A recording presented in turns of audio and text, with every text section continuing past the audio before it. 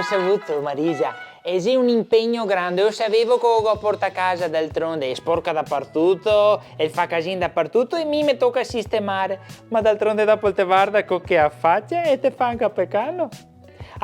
Brava per mangiare, non ti dico, guarda, per mangiare, è tanto delicato. E per 2 giornate, a spegnattare è una roba impressionante. Allora, a volte mi veniva a dire che ti puoi anche morire di fame, ma dopo te guarda con che affaccia e te fa anche peccare. Appunto, dopo magari non mangia, stamai ti tocca anche spendere i schede e visite. No, per carità. Guarda Marisa, ti dico, se sapevo che era così difficile e impegnativo portarsi a casa un uomo, stavo a stare.